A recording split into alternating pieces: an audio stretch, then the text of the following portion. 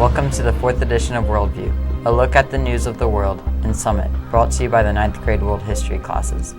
My name is Alan. And I'm Jacob, this week's co-anchor. Our lead story is from Pakistan. Police continue to search for the Al-Qaeda terrorist who shot the 14-year-old girl last week. The teenager had been speaking out for education and Muslim girls and women rights in Pakistan. She's recovering from 2 head wounds at the hospital in England, which specializes in war injuries. Doctors do not know the long-range effects of trauma and the brain injuries. Al-Qaeda forces have been getting stronger each day in Afghanistan as American troops prepare to leave the country. Al-Qaeda has been recruiting soldiers, stocking weaponry, and gathering forces. The U.S. troops are planning to leave the country by the year 2014. It is thought that the leaders of Al-Qaeda, who have been hiding in the neighboring country of Pakistan since the invasion in 2001, will return to Afghanistan from Pakistan when their forces leave. Only 2 weeks remain before American voters go to the polls to elect the next president of the United States. Tracking polls at this time indicates that the race between President Obama and Governor Romney is tight, with the president having a slight edge in important swing states.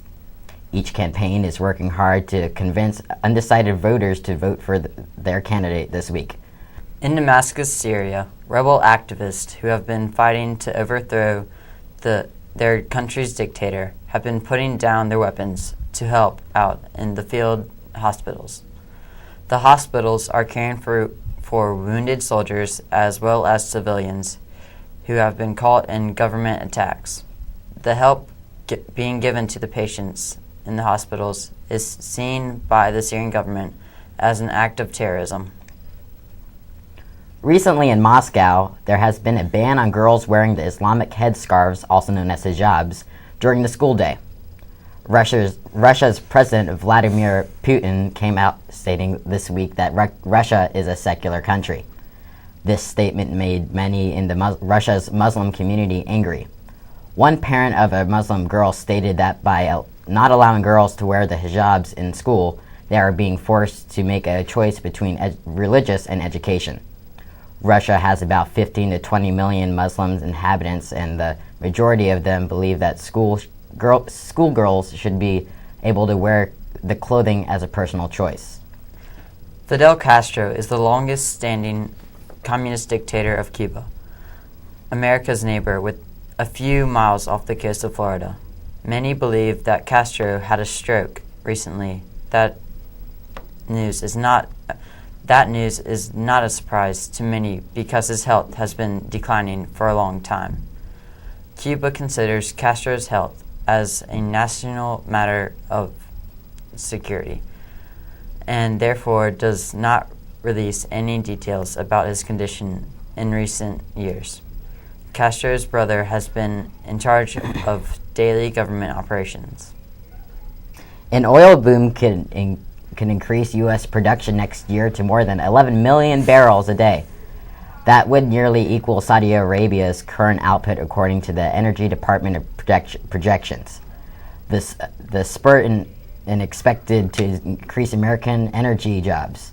Saudi Arabia has 1/5 of the world's proven oil reserves. It is the world's largest production and exporter of total petroleum liquids. Because of the wage increase in South Africa for platinum miners who went on strike recently, many other miners have gone on strike to have their wages increased as well. Every year, South Africa has its strike season. Last year, almost 3 million workdays were lost. This year, there will be even more days lost. This is particularly bad for South Africa's economy since mining is a major industry. According to a recent poll, almost half of the population in the United States believes in creationism, the explanation of creation of the world as described in the Bible. The poll showed that the more education a person had, the less he believed in creationism.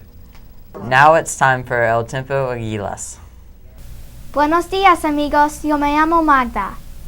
Y yo me llamo Andrés. Bienvenidos al programa. Es el tiempo Águilas. Este es el pronóstico para el fin de semana. Viernes, la temperatura alta es de 22 grados centígrados. Está nublado.